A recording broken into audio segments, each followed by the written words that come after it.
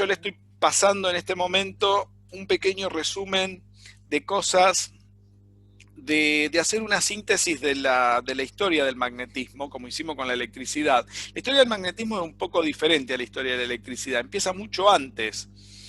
Bueno, de los griegos no les voy a hablar porque eso todo el mundo lo sabe que trabajaban con la magnetita, pero eso es cuento viejo, cuento chino, no sé, cuento griego podríamos decir. En la Edad Media hubo un trabajo de un soldado italiano, Peters Peregrinos de Maricourt, que en el año 1269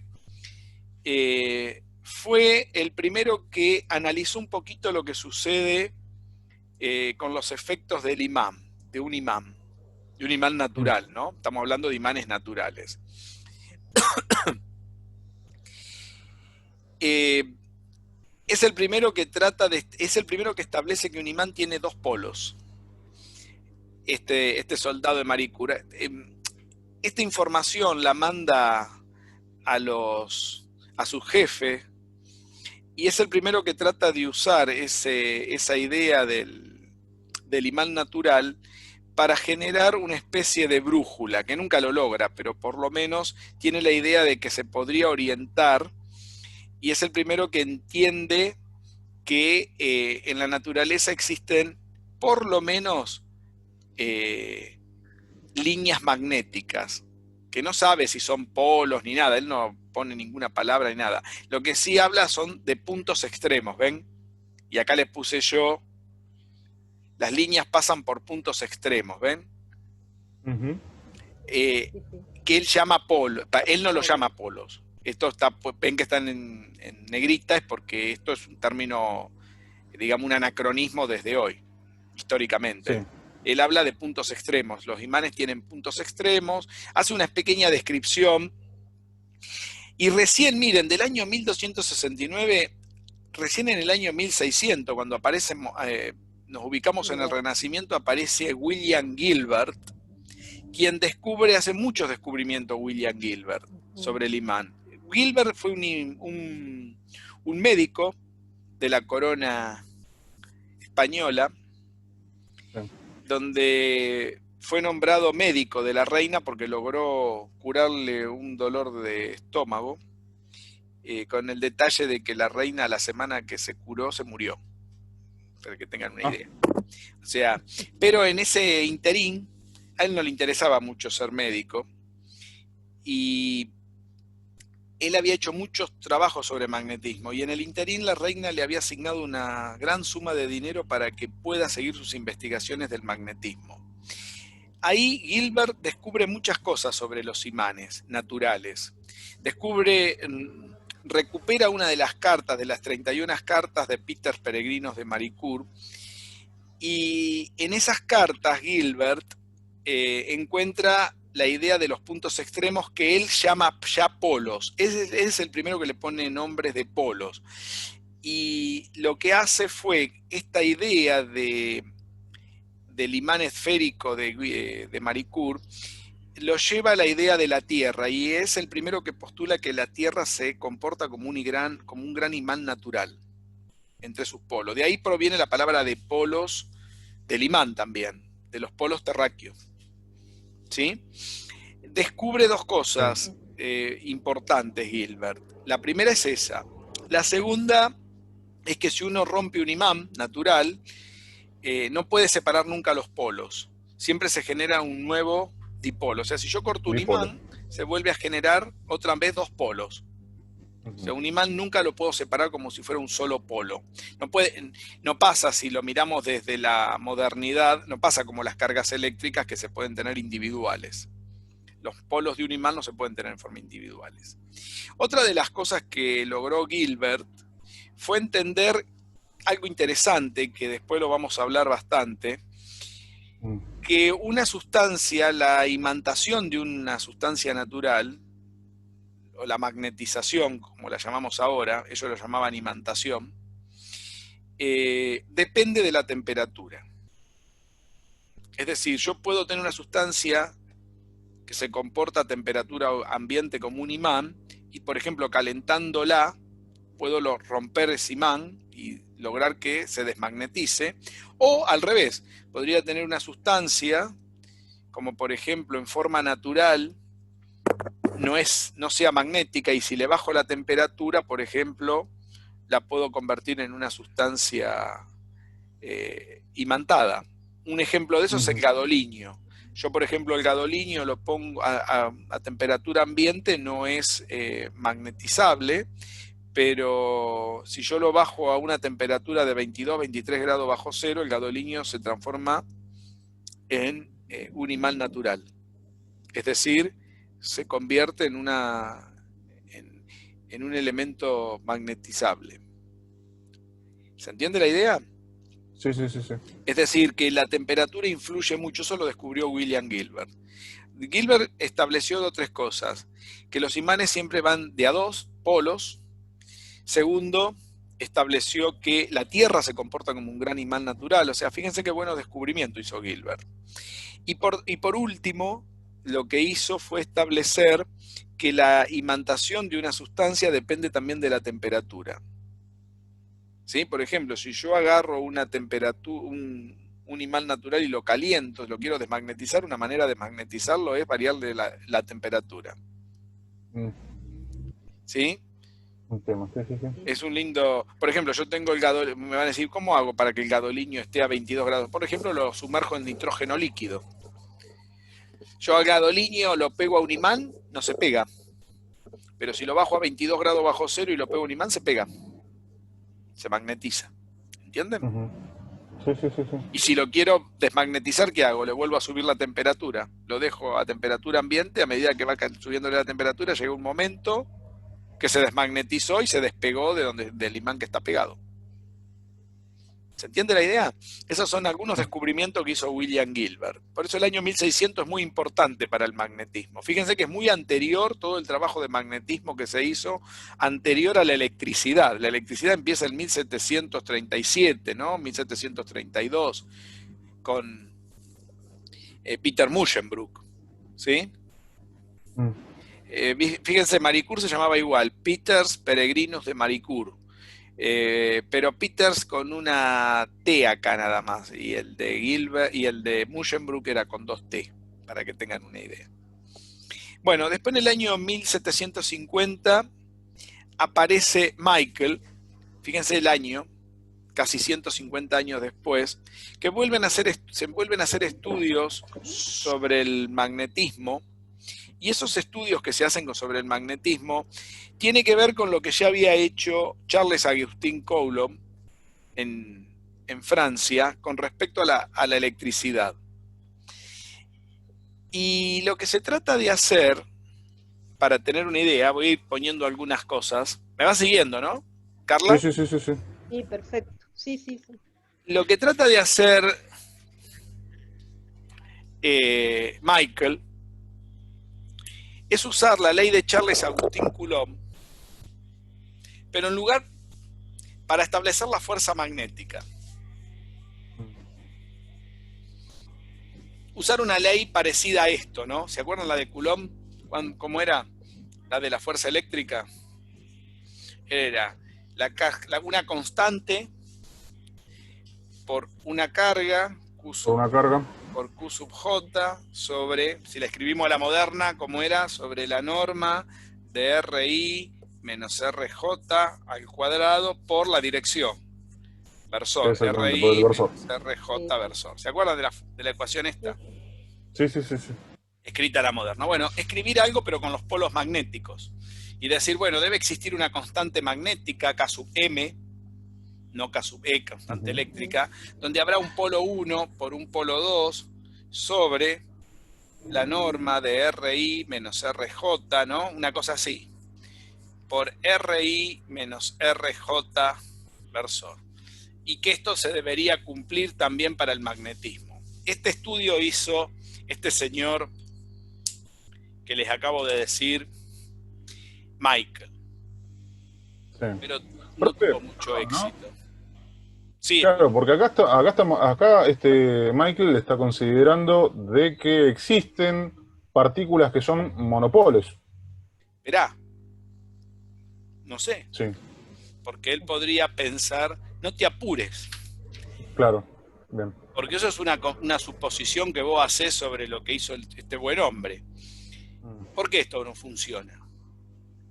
porque no es conservativo, porque habíamos dicho en un principio No que lo éramos sé, no, eso totalmente lo estamos diciendo conservadores. ahora, Eso eso es un después. anacronismo. Ahora, en 1750 te puedo garantizar que esa gente no sabía nada de todo eso. Estamos en Claro. 1750 ahora.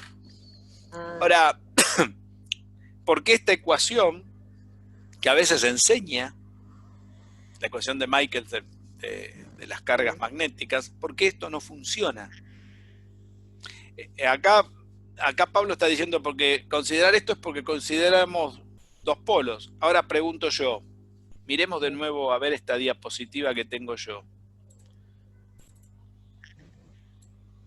Yo podría agarrar, acá está la ecuación, ¿ven?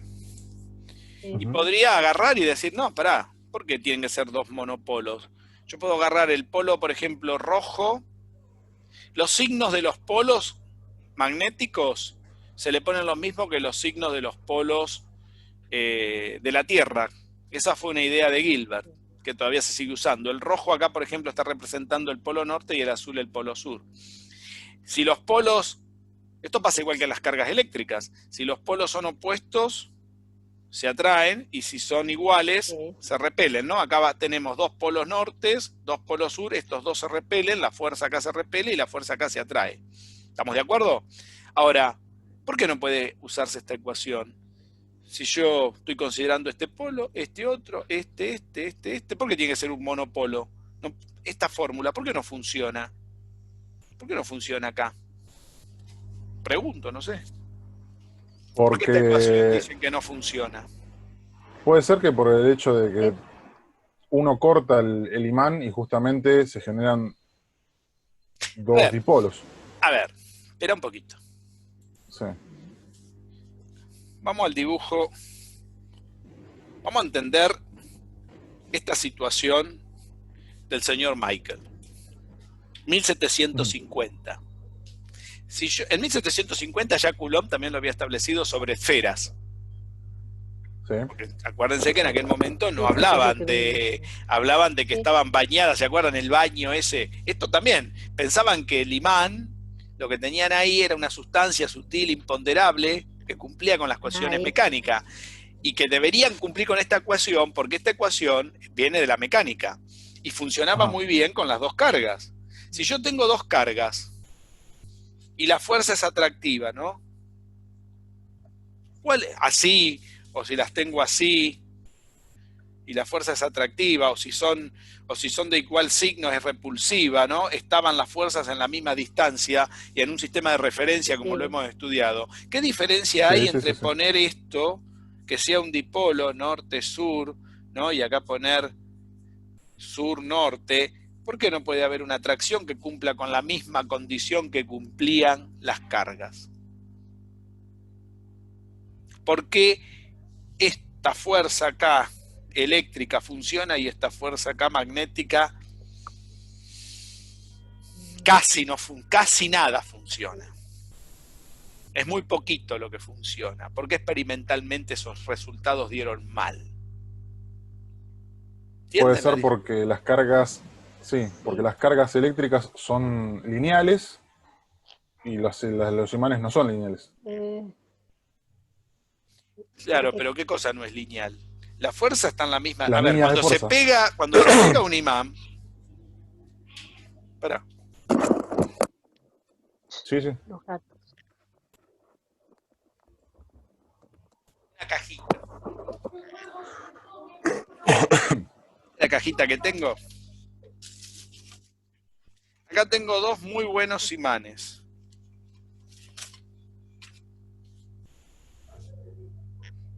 Mirá lo que me cuesta separarlos. Están bien pegados, ¿eh? Ah, son buenísimos. Son de neodimio. ¿Los ves? Sí, Sí, sí. sí, Cuando sí, se sí. pegan los dos imanes, se pegan en la misma dirección que se genera la fuerza, lo mismo que las cargas. Sí. Sí. O sea que las fuerzas son lineales. En la misma línea van. No se pegaron. Y me cuesta mucho separarlos, puedo garantizar. ¿Lo ven? Sí, sí, sí. ¿Se escuchan? ¿Ven? Sí. Y la distribución de cargas también es uniforme. ¿Cómo es esto? ¿Qué cargas? Acá no hay cargas. Acá ni Acá hay estamos cargas. hablando de una sustancia sutil, misteriosa, distinta a la de las cargas. Acá no hablamos de Sí. cargas. Acá habla de otra sustancia que no sé qué será. Será la magnetita, como Claro. decían los Bueno, eso, pero antiguos. esa sustancia igual está uniformemente, ese es el... Se pone sola de manifiesto en la materia, según los que estudian, Sí. según Gilbert. A distinto de las cargas eléctricas que hay que hacerle algo para que se manifiesten. Las sustancias naturales manifiestan eso. Entonces la pregunta es, ¿por qué esa relación no funciona si se pegan igual que las cargas? En la misma dirección, como dice, como se cumple la ley de atracción gravitatoria y Sí, como con la ley de eso. la ley coulombiana, que siguen las líneas del mecanicismo. ¿Por qué no pasa eso? No pasa eso porque los polos que quedan sin actuar son mentira, siguen actuando. Este sur, aunque sea muy poquito, influye sobre este sur. Porque al no poderlo separar el imán y quedarme el otro polo acá, este sur me repele a este norte me repele a este norte, y este sur se atrae con este norte también. Entonces acá genera una fuerza que está en la misma dirección, que es mecánica, pero están influidas por los otros polos. Estamos mal. Y esa fuerza no depende del cuadrado de la distancia, depende de la suma de 4 fórmulas iguales a esta. Ay, qué lindo. Porque va a aportar las que están en el frente, que son las que me aportan, y después en forma cruzada se van a ir aportando repulsiones y atracciones. Cosa que en una carga eléctrica no lo tengo, porque solamente aporta la carga que tengo ahí. No tengo dos, es como si acá tuviera 2 cargas pegadas. Ahí sí actuarían igual que un imán. Y te puedo garantizar que esta repele a esta, atrae a esta atrae a esta repele a esta y esta repele a esta. Entonces vas a tener 4 fórmulas de esta entre las 4 cargas, que es lo mismo que tener la misma fórmula. Eso sí sería igual al imán. Claro. Pero una sola no te va a representar nada. No es que no anda bien. Es que hay que tener en cuenta todas las posibilidades. ¿Se entiende? Y así todo es muy difícil de medir. Yo una vez hice esa medición. ¿Saben cómo la hice? ¿Cómo? Puse en una probeta de destilación de un tubo de vidrio. La puse a una determinada altura. Puse un imán que entre justo adentro del tubo, cilíndrico, y le puse un peso arriba. Y en la parte de abajo no lo puse que sea atractivo, lo di vuelta y que quede repulsivo, cosa que cuando cayó el imán adentro, el imán no pueda girar adentro del tubo y que quede enfrentado con los polos opuestos. Entonces le fui echando pesas arriba y lo fui tratando de acercar. Y entre cada valor medí la fuerza con porque como tenía el peso, podía medir el peso, más el peso del muelle, podía medir la fuerza. Fui midiendo los pesos y fui haciendo una tabla. Por supuesto, cada pesita que le echaba variaba muy poquito. Lo medí la diferencia de peso lo medí con un láser. Y fui acercándolo. Te puedo asegurar que los aportes que hacen los 2 polos son terribles. Tengo el diseño hecho. Si lo encuentro, se los mando para que lo vean. Qué lindo eso, ¿no? Está bueno. Con algo muy sencillo lo medí, ¿eh? Lo único sofisticado era el láser para medir las distancias que iban cayendo. Para no tener tantos errores. Sí, para no tener tanto error. Se podía haber hecho con una regla también. Claro. Le puse un vidrio, o sea, lo hice de vidrio, ¿eh? Larga la probeta, le eché, ¿sabés la cantidad de pesas que le metí adentro? Pesitas de una que no sean imantables. ¿Mm? Aluminio, puede ser, sí, sí, sí. Sí, no porque no pesaban mucho. No, es muy liviano. Yo no me acuerdo con qué lo puse. De ahí lo tengo anotado. Después les digo. Pero fuimos tirando hasta que traté de que el imán sea finito. Si es finito, es menos aporte, porque al tener un dipolo fino, ¿ven? Cada uno aporta poco. Entonces traté de que sea lo más chatito posible. Pero si era muy chato se me podía dar vuelta y se me pegaba. No dejé que pase eso. Yo quería que quede como una especie de acordeón, por eso lo puse en forma repulsiva y lo fui empujando. Y ahí se vio que esta fórmula no funciona. O sea, yo no puedo sacar una constante magnética de esta fórmula. Porque la fuerza de un imán no depende, o sea, en un imán natural yo no puedo establecer qué fuerza tengo. Otra de las cosas, ¿se entendió esto? Sí, sí, sí. Otra de las cosas que hizo William Gilbert fue lo siguiente. Esto lo hizo Michael alrededor de 1750, pero entre 1600 y 1610, William Gilbert hizo hasta ahora le conté 3 resultados. Hubo un cuarto resultado, que fue que la sustancia misteriosa que tenía el imán tenía la particularidad de entrar y salir del imán. Hoy en día eso serían las líneas de campo del imán, pero claro, eso ya William Gilbert lo había establecido. Él no habló de campo, pero sí habló de cómo actuaba esa sustancia misteriosa que se propagaba en la superficie. Él decía que salía del interior del imán y se propagaba en la superficie, digamos, cercana al imán. Esa era un poco la idea de William Gilbert. Vamos a mirar un poquito el power que yo le estaba mostrando. Fíjense entonces esta situación. Volvamos arriba entonces. Entonces William Gilbert sacó algunas ideas que lo hizo como uno lo hace normalmente. Creo que a ver si le pongo en... Uno lo mira de esta manera, ¿no? Esto, no sé si se ve. Creo que se ve mal, ¿no? Sí. A ver. Esta es la idea del imán.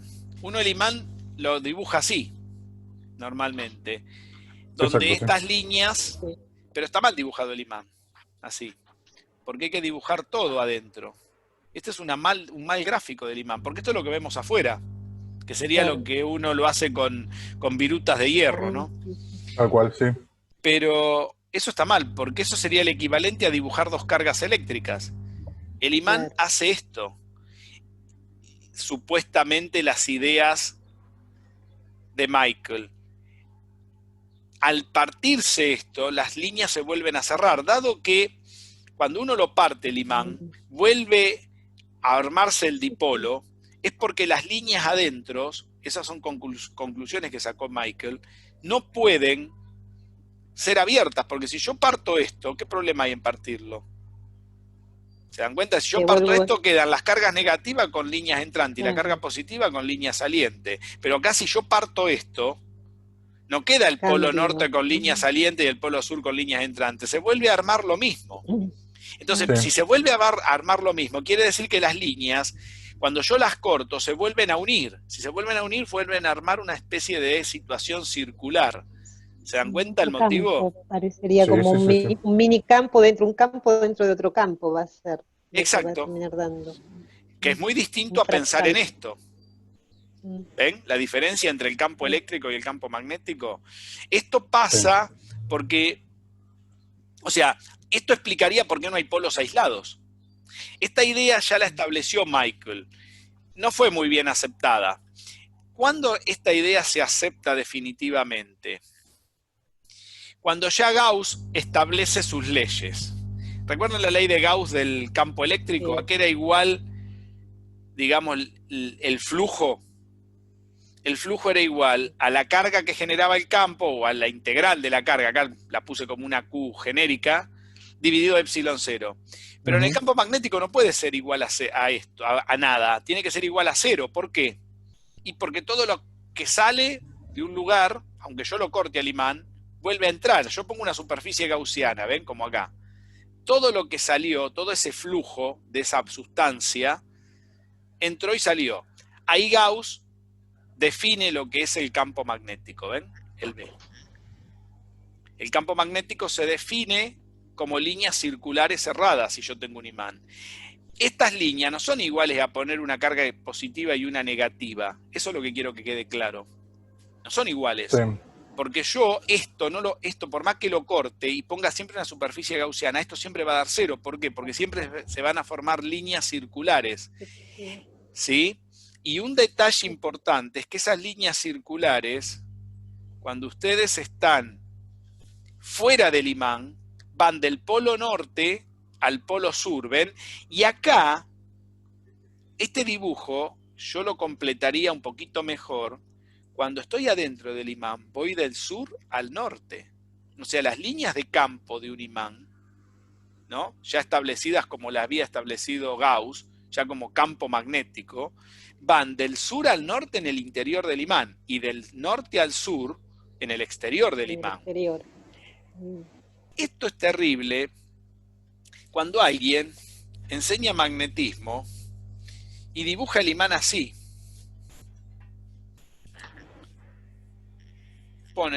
Los dispara, pone el norte, pone el sur y hace esto. ¿Cómo está este dibujo?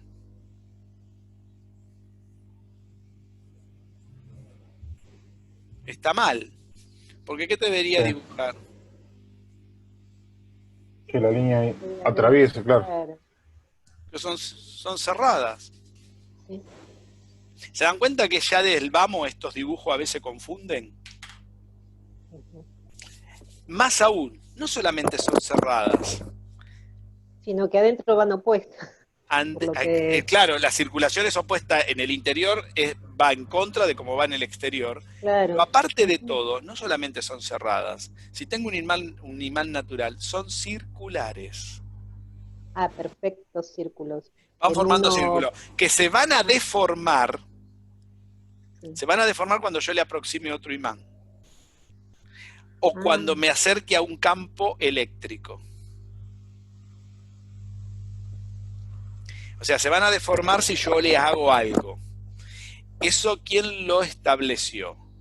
Lo estableció Andrew Marie Ampère. Ya vamos a hablar de Ampère. Me van a decir, ¿cómo? Ampère, medíamos la corriente en Ampère. ¿Qué tendrá que ver la corriente con esto?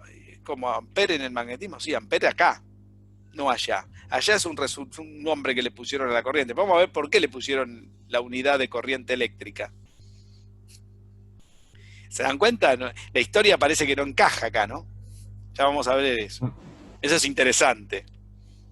Porque Ampère es de 1830 y acá estamos en 1750. Y ya estábamos con Gilbert. Y Gilbert ya se murió hace rato, porque Gilbert ya no, es de ya habíamos 1610. pasado al otro, a Michael. Michael era el otro.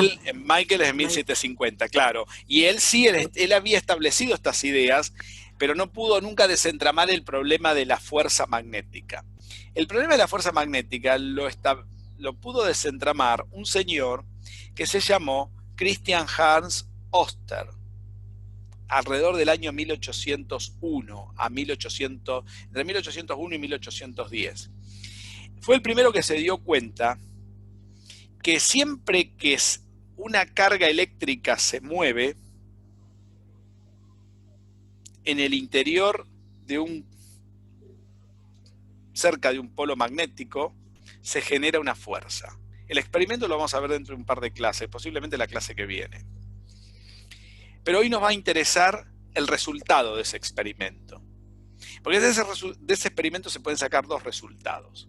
Hoy vamos a ver uno de esos resultados, que es cómo se establece esa fuerza en función del campo. El campo, como ya estaba establecido la ley de Gauss para el campo eléctrico, ahora hay una ley de Gauss para el campo magnético.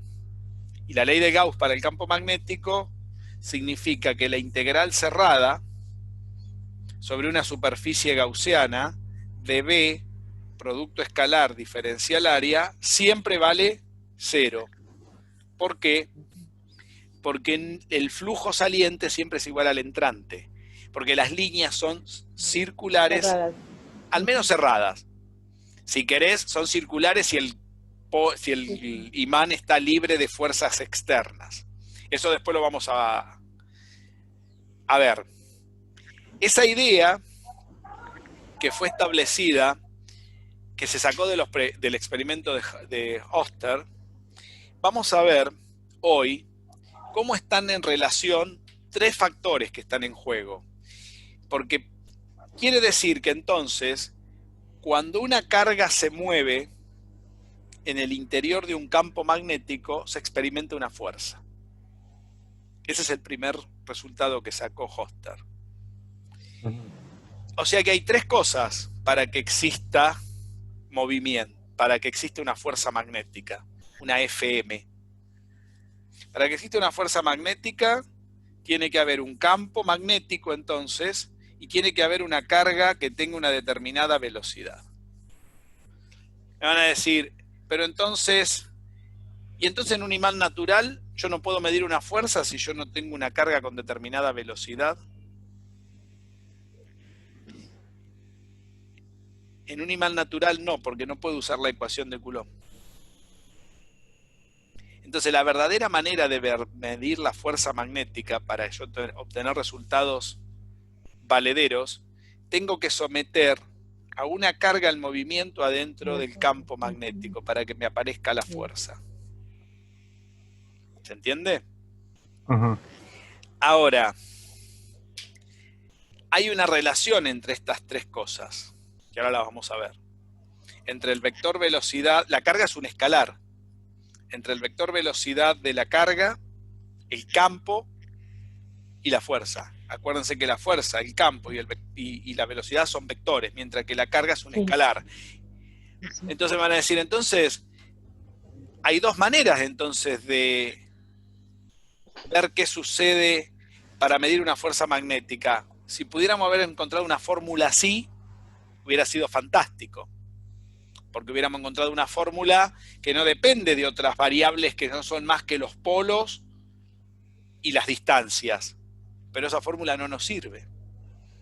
Porque los polos, al no poderse separar, se afectan mutuamente.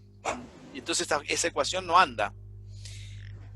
Ahora bien, entonces, ¿cómo la mido la fuerza magnética? Se mide a través de un segundo efecto que tiene que ver cuando yo introduzco en las cercanías de un imán, de un campo magnético. Es decir, entonces, un imán me produce un campo magnético, yo introduzco en ese campo magnético una carga y me va a aparecer una fuerza. No. La tengo que introducir ¿cómo a la carga? Con una determinada ¿qué? Velocidad. Tiene que estar moviéndose. Si yo agarro una carga eléctrica y la pongo en un campo magnético, no tengo ninguna fuerza.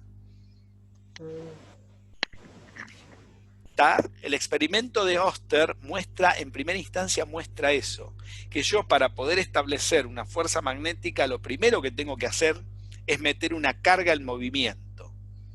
Me van a decir, ¿y cómo meto una carga al movimiento? No voy a poder meter una carga al movimiento. ¿De dónde voy a sacar una carga al movimiento? ¿De dónde se les ocurre que la voy a tener que sacar? De la corriente eléctrica. De la corriente eléctrica. O sea, de un cable eléctrico, que es como hizo el experimento Oster. ¿Está? Vamos a suponer que podemos tener una carga al movimiento, una carga puntual, como establecimos. De ese experimento se pudieron sacar algunas conclusiones que son importantes de acuerdo a los efectos que se vieron. Lo primero que se vio de ese experimento, entonces, vamos a ir poniendo algunas conclusiones hasta ahora.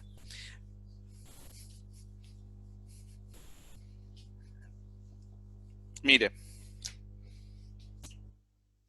de ese experimento se pudieron concluir que la fuerza magnética es directamente proporcional a la carga. ¿Está bien? O sea, si yo tengo una carga más grande, voy a experimentar más fuerza. Esa fuerza magnética va a ser directamente proporcional a la velocidad. Voy a más velocidad, más fuerza. ¿Me siguen? Sí. Y por último, la fuerza magnética va a ser directamente proporcional al campo. ¿Qué quiere decir esto? Yo tengo un imán muy potente, más fuerza. Estas tres conclusiones fueron a los que arribó Andrew Marie Ampère. Fue uno de los que estudió esto. ¿Sí? ¿Me siguen? Porque no los veo, no sé qué pasó. Carla se habrá ido, no sé qué habrá pasado. Desapareció. Yo le saqué la cámara para que sea más rápida la internet que Perfecto. tengo. ¿No? Perfecto. ¿Carla está ahí? A ver si está por ahí. No. No. No, porque dice Sí. 2 participantes nada más. Sí, perfecto. ¿Se entiende la idea? Sí. Ahora bien, ¿qué pasó con esta relación? Lo primero que se sacó es que si la velocidad, la magnitud de la velocidad, por ejemplo, vamos a empezar hablando un poco en magnitud, es 0, entonces la fuerza magnética, la magnitud de la fuerza, es 0 también. ¿Por qué? Porque todo está centrado. Que son proporcionales. Está centrado en que se mueva. No hay fuerza si no hay movimiento en el magnetismo. Bien. ¿Entienden eso? ¿Entendés eso, Pablo? No Sí, tenés fuerza. O sea, el que manda de todas estas proporciones no es cualquiera, es el que manda. Esa relación es la que manda. Lo primero que tiene que haber es fuerza. Quiere decir que esta carga va a ser proporcional siempre y cuando tenga una velocidad. Si no tiene velocidad, no hay fuerza. Esta es una regla de oro del magnetismo. Y la fuerza la voy a medir en términos de cuánto se mueve la carga, qué valor tenga la carga y cuánto tenga de flujo de campo magnético. Sí. O sea, no puedo medir ninguna fuerza magnética si no respeto esto. ¿Está? Un dato más que se saca de esto. Cuando se pone una fuerza magnética, la fuerza magnética resulta siempre perpendicular, de la segunda conclusión, al campo. O sea, son dos vectores que son siempre perpendiculares, fíjate. Esta es otra cosa que se sacó experimentalmente. La fuerza siempre resulta perpendicular al campo y también resulta perpendicular a la velocidad. O sea, para que un vector sea perpendicular a otros dos, estas son dos conclusiones que se sacan experimentalmente, no le queda otro remedio que tanto el campo como la velocidad estén en un mismo plano. Simple, ¿no? De ver eso. Sí. Geometría básica. Si yo tengo acá la fuerza, perdón, vamos a poner acá, qué sé yo, el campo. Y acá tengo la velocidad. Para que la fuerza sea perpendicular al campo y a la velocidad, no le queda otro remedio que estar acá o acá. Estar en esta dirección, para que sea perpendicular ahí, perpendicular acá. Sí. Entonces, si eso pasa, quiere decir que B, el campo magnético y la velocidad, esto implica indefectiblemente que tanto B, ¿sí?, y B minúscula, B chica, están en el mismo plano.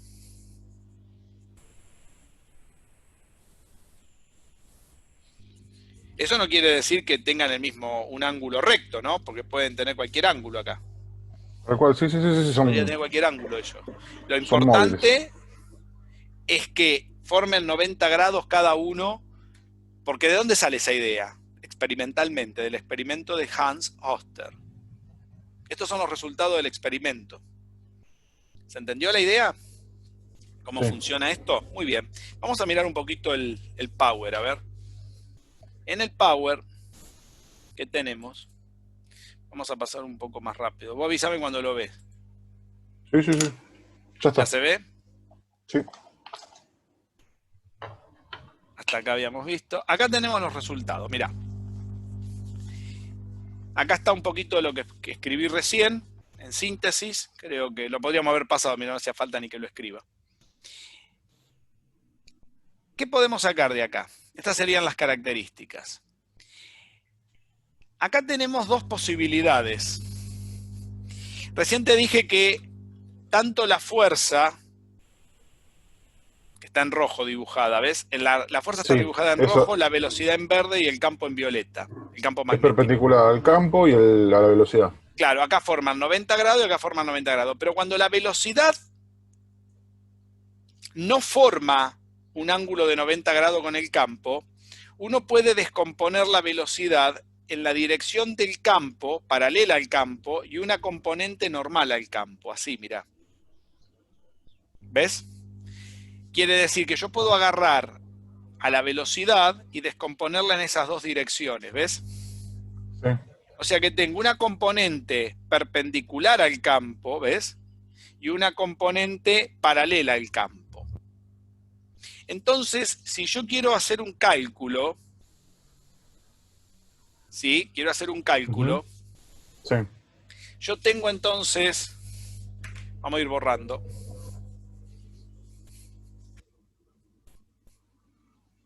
Tengo que la fuerza, entonces,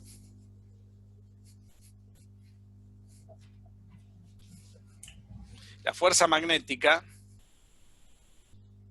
termina con una componente, la velocidad termina con una componente perpendicular al campo y una componente paralela al campo. Quiere decir que yo a la velocidad voy a tener, para esta fuerza magnética voy a tener una velocidad perpendicular a B y una velocidad paralela a B.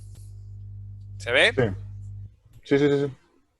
Pero entonces, ¿cuál es la operación matemática que me relaciona?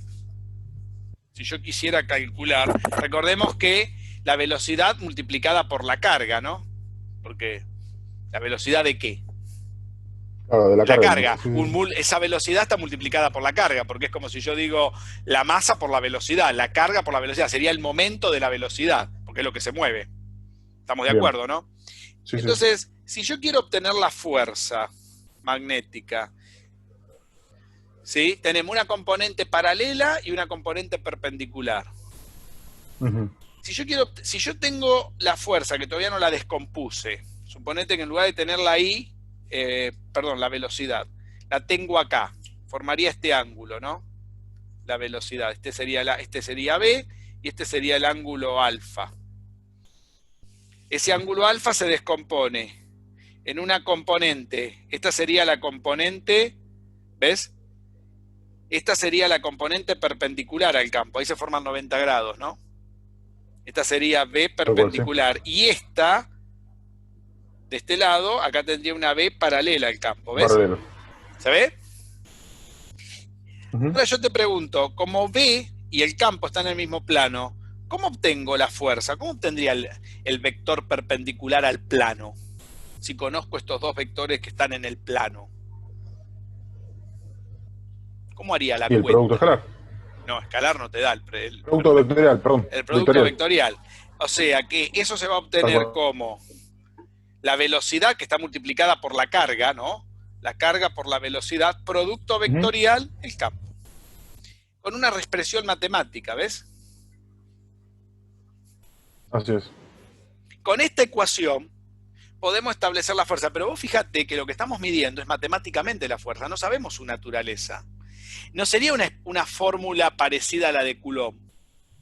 ¿Por qué? Porque no tenemos ninguna constante magnética. Y tiene que haber una constante, porque la constante del campo depende de esa constante. O sea que por este lado no vamos a encontrar la constante magnética. ¿Te das cuenta que esta fórmula me mide la fuerza en términos de algo que yo llamo campo? Pero para poder poner este B, tengo que después analizar quién es ese B. Del experimento de Hoster se puede volver a establecer quién es el B. O sea, el experimento de Hoster, por un lado, trabaja por la fuerza solo y encuentra esta relación. Pero por el otro lado, ¿qué sucede? Sucede que tiene que analizar quién es el B. ¿Y obtiene alguna conclusión del B? Sí. Ese es el otro resultado del experimento. Porque vos fíjate que con esta fórmula no podemos saber qué constante magnética, qué constante tiene el medio, qué permitividad magnética del medio, como estaba la eléctrica, tiene el medio para que se produzca esto, porque Sí. no es lo mismo un campo muy denso en el vacío que un campo que esté en medio, un campo que, qué sé yo, tenga algunas características distintas, porque va a depender también de qué campo tenga acá. Que por ahora estoy pensando que son imanes naturales esos campos. Después la pregunta, Oster, ¿encontró algún resultado? ¿Siempre son imanes naturales o podemos tener otro tipo de imanes? Ese es otro tema. ¿Se dan cuenta? Aparecen muchas conclusiones del experimento este que lo vamos a ver con detenimiento en la próxima clase. Entonces, ya llegué a esta ecuación. Muy bien. Ahora voy a aplicar esto a las dos componentes de velocidad. O sea que mi fuerza magnética la voy a escribir como K por B, B perpendicular, producto vectorial B, más Q por B paralelo, producto vectorial B. Porque tengo dos componentes de velocidad. ¿Se ve? Sí, la que es perpendicular y la que es paralela, tal vez. Muy bien. ¿Y cuánto vale la que es paralela? Y algún ¿Cuánto da el escalar producto del vectorial campo de dos vectores paralelos?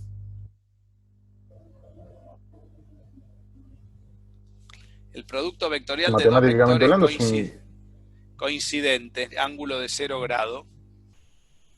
¿Cómo se calcula el producto vectorial? Yo tengo el producto vectorial de A, producto campo. vectorial B. Acá lo tenemos como vectores. Sí. Ese producto vectorial, si A es igual a B, quiere decir que sería el producto vectorial A por A. ¿Cuánto da el producto vectorial por un vector por sí mismo, que serían paralelos? O un múltiplo de A, como quieras. ¿Cuánto da ese producto vectorial? Sí. 0. 0. 0 vector. 0 vector. 0 vector. Vector nulo. Sí, vector nulo. Si yo lo quiero en magnitud, la norma de A por la norma de B por el seno del ángulo que forman los dos. Y como es el mismo ángulo, el seno es de 0 grados. El seno de 0 grados da 0, o sea que el magnitud me da 0 escalar. O sea, si lo tengo vectorialmente me da 0 vector. Y si lo tengo, ¿ves? 0 carita. Y si lo tengo escalarmente me da 0 escalar. O sea que esto no aporta nada. O sea que la fuerza magnética en realidad se calcula de esta forma. Porque este término no aporta nada. O sea que acá no puedo poner un B cualquiera. Voy a poner un B, va a aportar siempre un B como... Que sea ortogonal a B. Ortogonal a B. Ese es el aporte. No quiere decir que la velocidad sea esa. Ahora, si a mí me dan la velocidad y quiero sacar el aporte, ¿cómo saco el aporte? Mirá qué fácil sería. Si yo tengo la velocidad, volvamos al dibujo, y quiero sacar el aporte, perpendicular, ¿no? Estamos hablando. Quiero sacar esto. Fíjate que es este lado. ¿Cómo lo calculo si tengo de dato el B? ¿Cómo calculo esta longitud? Primero lo tengo que hacer en norma, ¿no? Para sacar esta longitud. Ahora lo vamos a poner en norma. ¿Cómo saco este dado? Que sería esto, ¿no? Este aporte sería esto. ¿Cómo saco esta distancia? Si conozco esta y este ángulo. Y con Pitágoras sería... Tengo la hipotenusa. ¿Qué Pitágoras? Si, a ver, esto no lo tenés. Tenés el ángulo. ¿Cómo sacás este lado? Tengo el ángulo y tengo vendría a ser B. Esta distancia. Sí. Claro, lo único que tendría que hacer es el coseno de... ¿El coseno? ¿De dónde está el ángulo? No, perdón, el seno. No, el seno de... Eso es lo opuesto, sí, lo opuesto, el seno del ángulo por B. Perfecto. Entonces vamos a poner eso. Entonces, si yo voy a calcular este producto vectorial, esta ecuación la puedo escribir. Si yo quiero la magnitud de la fuerza, ¿ves? ¿Cómo la puedo escribir? Sí. Como Q por el B seno. perpendicular. la norma de B perpendicular, que sería el pedazo que yo quiero calcular, Exactamente. ¿sí? Eso es la norma de B por el seno del ángulo. No sé qué letra le habíamos puesto al ángulo. Tita le pusimos. Alfa. O alfa. Alfa, Bueno, es lo no mismo. importa. Es lo mismo. ¿Está bien? O sea que va a Sí. ser Q. Entonces me va a quedar Por la norma del vector B, o sea, por la norma de la velocidad, por la por el norma seno del de, ángulo. si querés ponemos el ángulo al final, por la norma del campo ahora, ¿no? Sí. Y este va a quedar multiplicado por el seno del ángulo. ¿Ven? Ahí tenemos la ecuación. Una forma de escribir esta ecuación sin poner tantos cachivaches, no ponerle el sombrero a nada, como normalmente se escribe, ¿ven? Entonces no se le pone ningún sombrero y ya se sabe que todo esto está en magnitud. La velocidad Claro, del todo campo, ¿ven? escalar. Porque es por el seno, porque solamente tengo aporte de la parte perpendicular.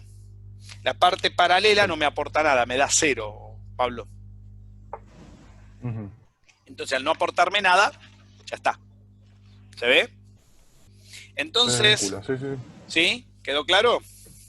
Muy bien. Sí. Esta ecuación nos va a permitir entender muchas situaciones que se pueden dar con la fuerza magnética y el campo.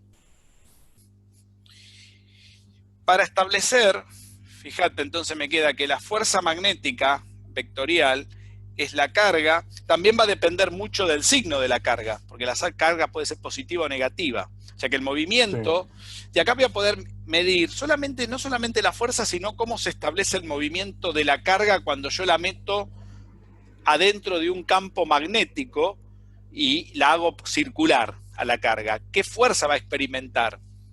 ¿Qué trayectoria también va a experimentar la carga? Porque no, o sea que acá tengo una componente perpendicular al campo. Fíjate que a veces esta fórmula, esto que está acá, no se aclara.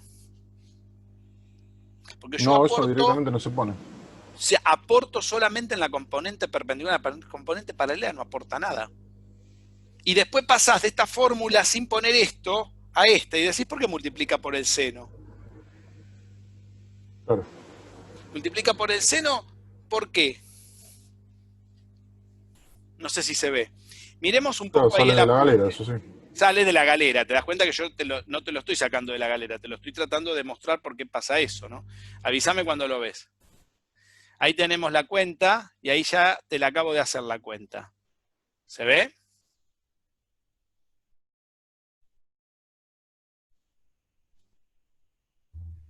Vamos a mirar el producto cruz ahora. Fíjate un detalle. Yo acá arriba empecé con la componente perpendicular. Lo transcribí en forma, digamos, Escalar, sí. el norma, es decir, el magnitud, y llegué a esta conclusión. Y después vuelvo a transcribir la forma vectorial de arriba, pero ya no le pongo el valor perpendicular. Así, pero estamos todos locos. Pensemos un poquito si eso está mal. ¿Se entiende lo que estoy haciendo ahí? Sí, sí, sí, sí, sí, sí. Me queda Q, No, no está mal. no está mal, decís. Por B ¿Por qué? perpendicular, Porque yo al analizarlo, después voy a decantar en que, bueno, encuentro la parte perpendicular y es la única que me va a servir, tanto que la paralela va a terminar siendo 0. no, exacto, pero mirá el porqué de eso. Eso es una descripción. Yo tengo esto, yo de acá llegué a esto, ¿no? Llegué a que la B perpendicular es el seno del ángulo, pero esta B es la B común. Acá contengo la parte paralela. Vos fíjate que yo este término lo puedo volver a transcribir en forma de producto vectorial. Y si lo transcribo en forma de producto vectorial, sin mirar esa descomposición, ¿cómo lo transcribo en forma de producto vectorial? B, producto vectorial B. Porque ¿qué es B, producto vectorial B? O sea, B por el seno. Pero hay un error ahí. Porque esto es el magnitud. A ver si se entiende lo que te estoy diciendo. Esto que vos tenés acá, B por B por el seno, es la norma de este producto vectorial. Es decir, que vos podés escribir el F en magnitud como Q por la norma de B por B. Pero este B, ahora este B sin el perpendicular. ¿Se ve? Sí. Cuidado, ¿no? Porque, a ver, esto, si yo tengo A por B, eso no es la norma de A por la norma de B por el seno del ángulo. Eso es la norma de eso, es eso. Cuidado, ¿eh? Pequeño detalle. Pequeño detalle, quiere decir que esto es la norma de esto. Por eso lo que me está dando de resultado que es, como esto es la norma del producto vectorial, multiplicado por acá, me da la magnitud de la fuerza, no me da el vector fuerza. Para obtener el vector fuerza siempre tengo que hacer mención a quién, a B perpendicular. Quiere decir que en este apunte, a la normal. Esto está mal. Acá habría que poner la norma de esto y sacarle esta flecha acá arriba, ¿te das cuenta? ¿Se entendió? Sí. Muy bien. Salvo que uno lo trabaje en cada uno de los ejes. Como vamos a tener que trabajar en cada uno de los ejes, vos fijate que cuando pasa esto, que solamente tengo componente perpendicular a B, voy a tener las componentes del... ¿Cómo es que se llama? De la fuerza magnética en esos tres ejes nada más. Por ejemplo, las voy a tener, si tengo a la F en el eje Y, la B de velocidad y la B de campo la tengo que tener en el K y en el J. Si tengo a la F en el eje J, las otras dos las tengo que tener en dirección K, en dirección Y. O sea que si yo trabajo con esta fórmula, esta está mal, voy a trabajar en estos tres ejes que son los tres perpendiculares. Aunque yo pudiese tener que la velocidad no forme un ángulo de 90 grados. 90 grados. Si no forma un ángulo de 90 grados, la componente va a ser por el seno del ángulo, pero eso va a ser el magnitud, ¿ves? Y acá arriba también está mal. ¿Por qué está mal? Porque acá tenía que haber puesto el vector, y acá un producto vectorial, ¿ves? Esta fórmula está mal y esta fórmula está mal. Tenemos que arreglar estas dos fórmulas, ¿ven? Estas dos fórmulas hay que arreglarlas, están equivocadas esas fórmulas. Fíjate que creo que en la diapositiva anterior la puse también mal. Acá la puse en magnitud, ¿ves? Sí. Ahí son las magnitudes, sí. Son las magnitudes. ¿Sí? Ahora bien, si yo lo tomo en magnitud, por eso digo, el magnitud,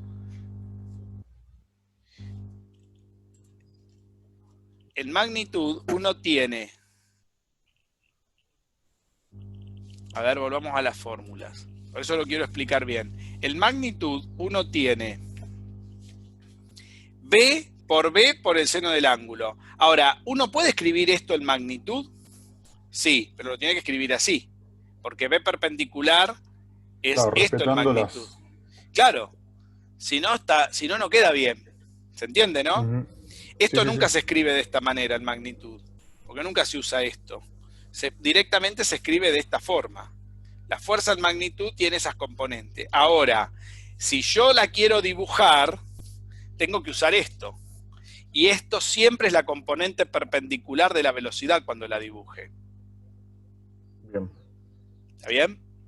Por lo tanto, dado que siempre va a pasar esto implica que cuando yo meta una carga en movimiento en un campo magnético, esta fuerza va a obligar a esa carga a moverse de una sola forma. Porque como siempre voy a tener la componente perpendicular, la que me aporta el movimiento, esa trayectoria tiene que ser una única trayectoria. Bien. ¿Y cuál va a ser esa única trayectoria? Miremos el dibujo, mirá, Pablo. Esa única trayectoria va a ser Suponete que la fuerza, mirá, Sí. la fuerza, a ver, pará, voy a hacer un dibujo porque ahí no lo vamos a poder ver.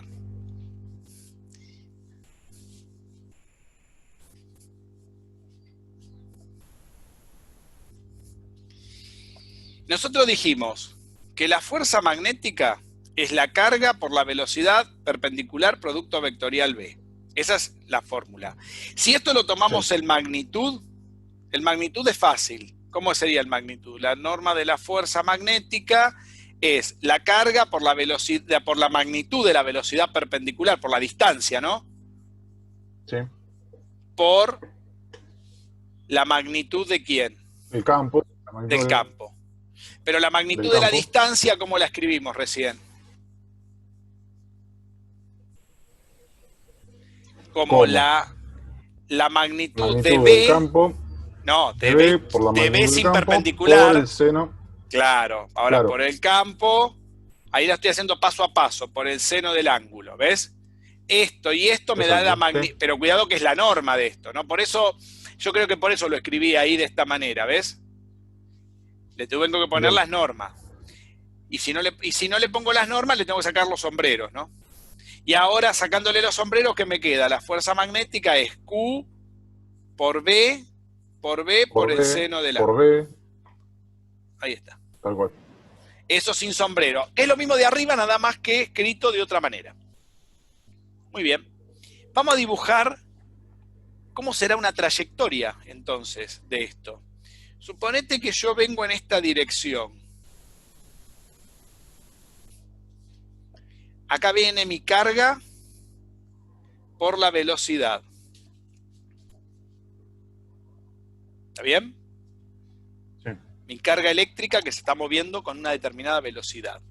Y yo ahora estoy entrando en un campo magnético que tiene la dirección perpendicular a la velocidad. Recordemos que el campo magnético es perpendicular a la velocidad, porque estoy considerando la velocidad ¿en qué componente? Siempre. Perpendicular al campo. Perpendicular al campo. Porque la otra no me aporta nada. Entonces, suponete que el campo está en el plano de la pizarra.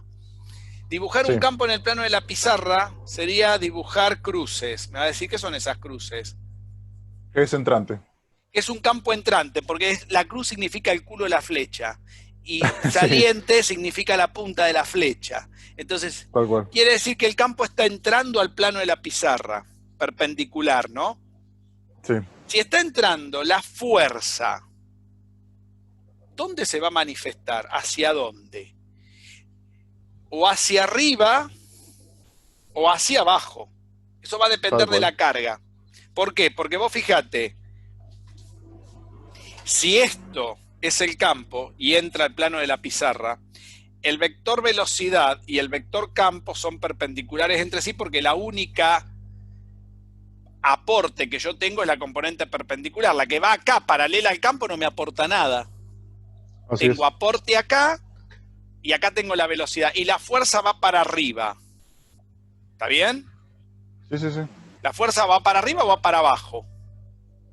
No hay manera de que pase otra cosa. Entonces, ¿por qué tiene que ir para arriba? Porque tiene que ser perpendicular tanto a este como a este. Entonces no le queda otro remedio que ir hacia arriba o hacia abajo. Y eso en todo punto. Entonces, cuando esto está entrando así, ¿cómo se va a mover la carga? ¿Va a seguir en línea recta una vez que entró en el campo? Fíjate, tengo el campo que va para allá, la velocidad que viene para acá, pero la fuerza lo empuja para arriba. Quiere decir que esta fuerza lo está obligando, una vez que entró ahí, lo está obligando a hacer qué cosa si va para arriba la fuerza. Y a moverse hacia arriba como si fuese una pequeña curva, claro, tal cual. ¿Qué curva? Un círculo. ¿Por qué? Tiene que ser un círculo, no puede ser otra cosa. Porque vos fijate que en cada punto de ese círculo, la fuerza y el campo tienen que ser perpendiculares. Entonces la única trayectoria que le queda para que se cumpla esto es que sea un círculo.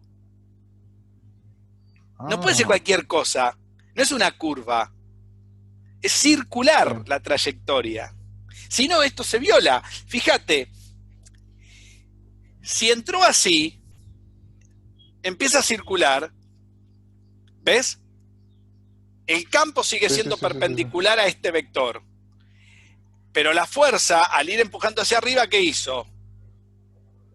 Giró para allá. Y se va a mantener, porque tiene que ser perpendicular a los dos. Entonces, ¿qué va haciendo? Para mantenerse perpendicular, ¿qué va haciendo? La única manera que se puede mantener perpendicular es que sea un círculo. No le queda otro remedio. ¿Se ve eso? O sea que la trayectoria que implica esta cuenta es que la partícula, la cosa, la carga, se va a mover siempre en forma circular. La única diferencia es que se puede mover en forma circular hacia arriba o hacia abajo. Hacia abajo. Eso va a depender del signo de la carga. carga. Va a ser horaria o antihoraria. Eso o antihoraria, de exacto. Esto no se explica muy bien, pero no sé si se ve lo que estoy diciendo, ¿no? Fíjate, a ver si... Acá tengo un par de dibujos. A ver si los tengo hechos. Profe, igual me hace una llamada de atención. ¿Qué pasa cuando tengo un campo que es paralelo ahora a la vamos. velocidad? Cuando es paralelo a la velocidad, ahora vamos a ir a eso. Esperá. Bien. Ahí marcamos un campo que es perpendicular.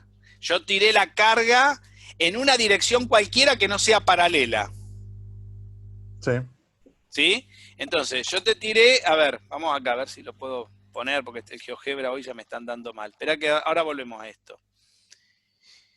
Ahí tenés el caso, si la velocidad es paralelo al campo, Sí. no hay fuerza.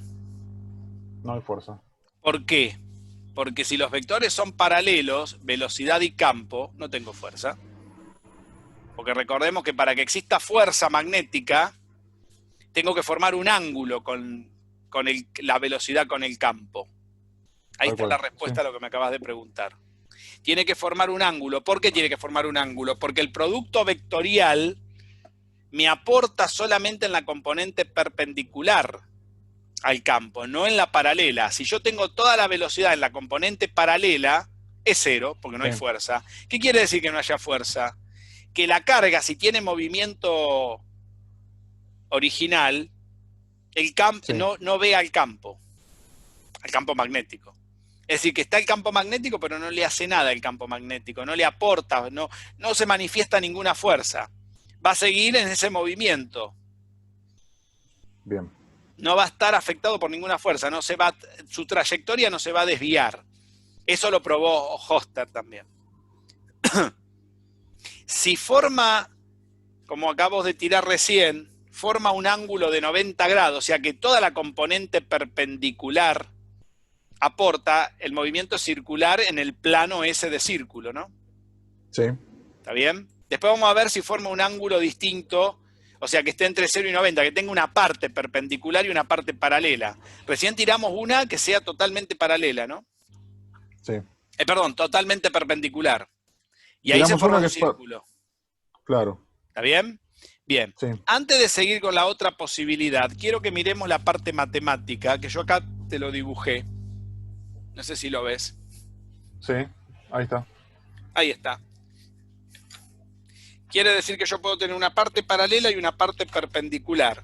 Pero siempre los aportes lo hace la parte perpendicular. ¿Estamos de acuerdo, no? Sí. Sí. Ahora bien, si yo tengo una velocidad v cualquiera, esta fórmula ahora después la voy a corregir porque esta fórmula está mal. Hay que sacarla esta fórmula, hay que poner v perpendicular acá. ¿Sí? Sí. Si yo tiro a la partícula en la dirección, o sea, esa partícula no tiene ninguna componente paralela, o sea que es totalmente perpendicular, o sea que no hay ningún ángulo. A ver, ¿qué quiere decir toda la componente perpendicular? ¿Que el ángulo de cuánto es? De 90. Quiere decir que la magnitud de la fuerza, 90, si el ángulo es de 90, si alfa es pi medio, la fuerza magnética, la magnitud de la fuerza, ¿cómo va a ser? la velocidad por la carga, por el campo, por el seno de pi medios. Por el campo. Pero el seno de pi medio da 1 ahí. Sí. Quiere decir que la fuerza magnética te da la magnitud de la carga. Este es el valor máximo que puede obtener la fuerza magnética. Ajá. ¿Y Bien. cómo va a ser en este caso cuando pasa esto? Toda la componente perpendicular va a estar en uno de los ejes de referencia del sistema de coordenadas. Sí. Porque en la componente paralela no tengo nada. A ver, supongamos que yo tengo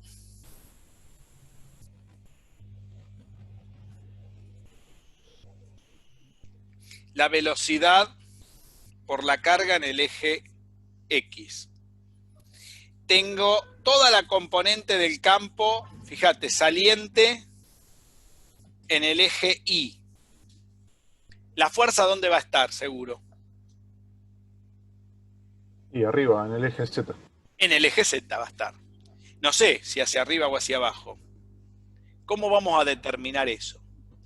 Va a depender del valor de la carga. Supongamos que la carga sea esa y positiva. ¿Cómo va a girar eso? Va a girar, este es el eje Z, fíjate, va a girar, Sí. o cuando aparece esta fuerza va a girar o hacia la derecha o hacia la izquierda, de acuerdo a cómo aparezca la fuerza, ¿no? Ujú. Este sería Sí. el eje de giro. Entonces, miremos la cuenta. Yo quiero saber qué dirección va a tener la fuerza, ahora voy a trabajar en forma vectorial, de esta situación. Cuando B, recordemos que el eje Y positivo es hacia afuera, el eje X es positivo para allá y el eje Z es positivo para allá. Y los ángulos se miden positivo contrario a las agujas del reloj. Por ejemplo, si yo voy a multiplicar Exacto. los versores, que los voy a dibujar acá, mirá. ¿Ves? Más abajo. Voy a multiplicar JK. los versores. Sí. Acá tendré I, J, K. Yo acá les hice una especie de resumen en el apunte, que eso sí está muy bien. Acá abajo, ¿ves? I, J, K. Y el sentido convencional positivo, ¿ves? Y al lado te puse los productos vectoriales que corresponden a cada uno. Mirá.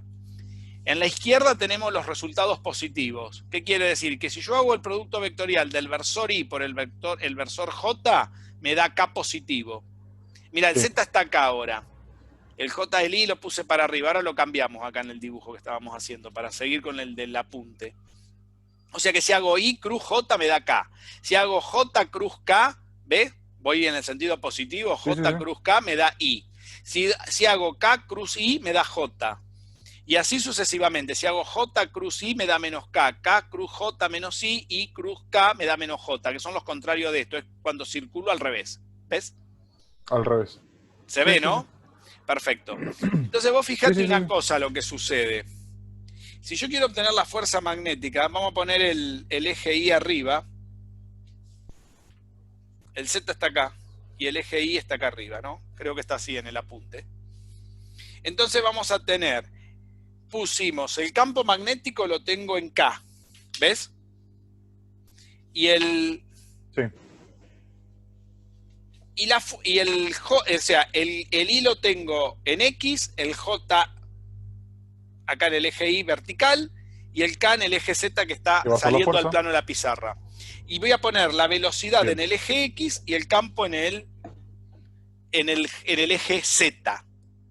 Y quiero saber la fuerza para dónde se va a manifestar. Como yo lo puse en toda su componente, quiere decir que estoy en un ángulo pi medios, se va a tener que formar, la trayectoria de ese resultado va a ser un círculo. ¿Estamos? Y ese círculo se va a obtener de hacer el producto vectorial y sacar el valor para dónde va a apuntar la fuerza. Para dónde se va a generar ese círculo. ¿Está bien? Sí. ¿Estamos de acuerdo, no? Eso hay que determinarlo. Mirá. La fuerza es Q por B ¿no? Que sería la componente perpendicular al campo, porque acá se forma 90 grados, pero es toda la componente acá, porque no hay nada en el eje paralelo al campo, porque pusimos ángulo de 90, Sí. ¿ves? Este es el ángulo de 90 que pusimos. Quiere decir que este B, que es un vector, ¿cómo lo puedo escribir? Recordemos que un vector se puede escribir como su norma por el versor. ¿Qué versor tenemos ahí? Y versor. O sea que el vector B Y se versor. puede escribir como la norma por su versor. El vector Sí. B mayúscula se puede escribir como su norma. ¿Por qué versor? ¿Qué versor tiene B campo? K versor. K. Positivo, los dos positivos. Y la carga es positiva. ¿Está bien? Entonces, si yo hago Q, producto común por B, producto vectorial, ¿quién ahora? P escalar por el versor K. ¿Cómo resuelvo esta Por K. cuenta? Eso me va a dar la dirección del vector y me va a decir cómo se va a mover la fuerza y me va a dar también la magnitud. Porque fíjate que tengo la carga, que no es un, perdón, la carga no es un vector. La carga por esto y por esto me va a dar la magnitud. Y la dirección me la va a dar el producto vectorial que tengo acá, mirá. Entonces esto muchas veces, ¿cómo lo hacen los profesores? I cruz K. Y empiezan con la mano derecha, la regla de la mano derecha. Y empiezan a mover los dedos. Y empiezan a bailar una tarantela y ustedes tienen un merengue bárbaro. No hay que hacer ningún merengue, hay que mirar el sistema de referencia y contar en sentido positivo o negativo y mirar el valor de la carga. La carga es positiva. ¿Qué me da I cruz K? Voy de I J. a K. No, perdón, menos J. Me da menos J esto. Menos Quiere J. decir que la fuerza, si la carga es positiva, Sí. Q por B, me dan la dirección menos J versor.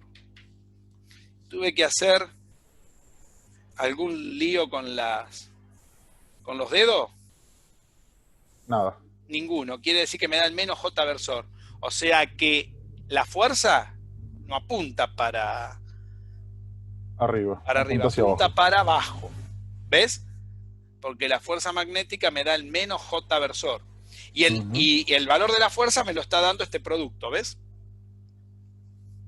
Tal cual. Sí, sí, sí. Ahora, si apunta para abajo, ni bien entró en el campo, entró con la velocidad, la fuerza apunta para abajo, ¿cómo está girando la partícula? Alrededor del campo, ¿ves? El campo está saliendo, apunta para abajo, lo hace girar así. ¿En qué sentido? Horario. ¿Y por qué horario? ¿Ves? Porque me quedó negativo. Tal cual, sí, sí, sí. ¿Qué hubiera pasado si yo te hubiera puesto una carga negativa acá, Pablito? Y menos por menos más. Entonces la fuerza, ¿cómo me queda? La carga negativa, ¿qué va a hacer? Me manda la fuerza para arriba. ¿Cómo está girando ni bien entró al campo la carga? Antihorario. Antihorario. Me vas a decir, ¿y qué hacen cuando hacen la regla de la mano derecha y todas esas huevadas? Mirá, cuando teníamos el menos J, mirá cómo se hace si lo querés hacer bien, esa payasada que hacen todos los libros y todos los boludos que hacen todas esas cosas. Mirá si lo querés hacer bien. Vos entrás, mano derecha, ¿no? Vos siempre te tenés que apoyar el canto de la mano en donde se mueve. ¿Qué se mueve? La velocidad. Siempre te apoyás arriba de la velocidad. Te apoyás la velocidad. ¿Sí? Canto de la mano en la velocidad. Y vos querés, ¿no? Moverte con la velocidad ¿para dónde? Mirá, apoyo la mano en la velocidad. Y me muevo ¿para dónde? Para el K. Porque el producto vectorial va de B, velocidad, a B. Siempre voy de acá para acá. Fíjate el orden que va la fórmula. Voy de la B de velocidad a la B del campo. Si entro para allá, ¿ves? Sí. La fuerza, ¿para dónde me va a dar? Mirá, cuando giro, ¿para dónde me da la fuerza? Tal cual, sí, hacia el campo. ¿Ves? Giro así, apunta hacia abajo, ¿ves?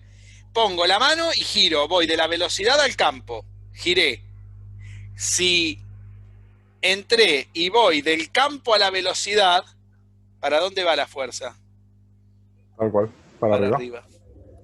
Esa es la regla Sí, de la sí, mano sí. derecha, es una pelotudez, es simplemente hacer bien el sistema de referencia, nada más. Tal cual.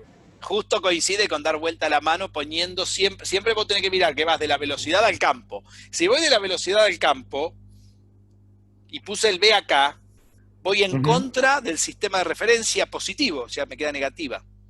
¿Te das cuenta? exactamente. Sí, sí, sí, sí. Entonces, siempre es un círculo. ¿Te das cuenta que no le queda otro remedio? Porque si entró en el campo y me aparece una fuerza que me lo empuja para abajo, porque el campo está, vos pensás que el campo está saliente al plano de la pizarra ahora, ¿no? Está así. Yo lo estoy dibujando acá, pero está Exacto. acá. Entró y apareció una fuerza para abajo, ¿qué le hizo a este vector? Y como Lo tiene que hizo estar en girar, el mismo plano, claro, y como tiene que estar en el mismo plano, lo hace girar. tal cual. Sí, sí, sí, sí. ¿Se ve? ¿Qué hubiese pasado si hubiese tenido una componente que no es totalmente perpendicular? Si hubiera tenido, por ejemplo, a 45 grados, una componente, queda un pedazo perpendicular y un pedazo paralelo. Va a decir, perfecto, no me aporta nada, pero cuidado, si estoy a 45 grados, Es pi sobre pi sobre 4 el valor tal acá. cual. El valor de la fuerza, en la componente paralela no me aporta nada, pero me disminuye la componente perpendicular. Así es. Quiere decir que acá me queda el seno de pi sobre 4. O sea que acá no me da lo mismo, ¿ves? Me da menos, porque el seno de pi sobre 4, ¿sí? Es raíz de 2 sobre 2, seno Sí. 45. O sea que la fuerza me va a cambiar de acuerdo a este seno. De acuerdo a cómo yo introduzca la carga dentro del Exacto. campo. Pero entonces ahora, cuando aparezca esta fuerza, yo voy a tener, me vas a decir, ah, pero perfecto, pero en la componente paralela, la componente, vos fíjate, yo tengo una componente de fuerza así, en la componente perpendicular, ¿qué va a pasar? Lo va a tratar de empujar para abajo, pero la componente paralela ahora tiene una dirección para este lado. O sea que lo va a empujar para acá, lo va a empujar para abajo, pero me lo va a ir empujando para adelante. Porque en la componente paralela me aparece el producto, la fuerza, en la fuerza no me aporta nada, pero en el movimiento sí. Sí, es verdad. ¿Qué quiere decir? Que si yo tengo una componente que viene acá y otra componente que viene acá, no es lo mismo no tener nada acá que no tener nada con un vector. No me aporta nada ¿dónde? En el valor. En el valor, Porque, pero porque me disminuye este. Pero me aporta en el movimiento. Si me aporta en el movimiento, me genera un círculo esta, pero esta me lo está empujando para adelante. Me genera un tal cual. círculo y lo empuja. Me genera un círculo y lo empuja. En realidad me genera una hélice. Un Sí, torque me genera hacia adelante o depende, o hacia atrás. tal cual. Sí, O sí, sí, sí, sea sí, que sí, si sí. yo tengo, es la tercera posibilidad, ¿no? Si yo tengo, mirá,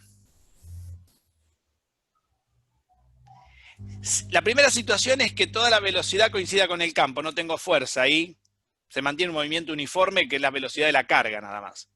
Si es totalmente perpendicular, se genera un círculo, mirá. ¿Qué te parece? Acá tenés el ejemplo que pusimos. Mira ¿Te qué gusta lindo cómo se dibujo. Sí, ve? sí, sí, sí, sí, sí, sí, sí. ¿Eh? Sí, Se ve lindo, ¿no? sí.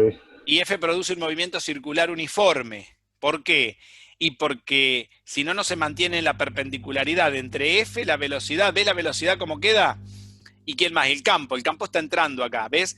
La componente de velocidad es perpendicular siempre a F, y para que sea perpendicular siempre a F, ¿qué tiene que pasar? Esto tiene que ser 90 grados. ¿Qué pasa si yo tengo una Exactamente. componente acá que no sea perpendicular? Queda un pedazo en la dirección perpendicular y otro pedazo en la dirección que viene hacia afuera del campo. Ujú. Bueno, ahí tenemos los dos casos que vimos recién, el del campo, el de las dos cargas positivas y negativas, Q negativa, Q positiva, acá los tenés, ¿ves? Forman Sí, este oso. Y acá tenemos el caso, bueno, esto no, esa cuenta después la vamos a mirar. Ahí tenemos ese caso, creo que se ve bien. el campo está en verde, la fuerza está en azul y la velocidad está en rojo, ¿ves? Sí, Se mantiene en un mismo plano. ¿Por qué? Porque las tres componentes forman 90 grados. La componente entre sí. perpendicular es completamente la velocidad, no tiene componente en X. Y en la situación 3 tenés esta descomposición. Creo que ahí te la mostré y abajo, ¿ves? Ah, ahí está. Ahí se forma la hélice y acá te puse cómo se arma la hélice. ¿Qué te parece? Ahí está perfecto. Sí, sí, sí, sí.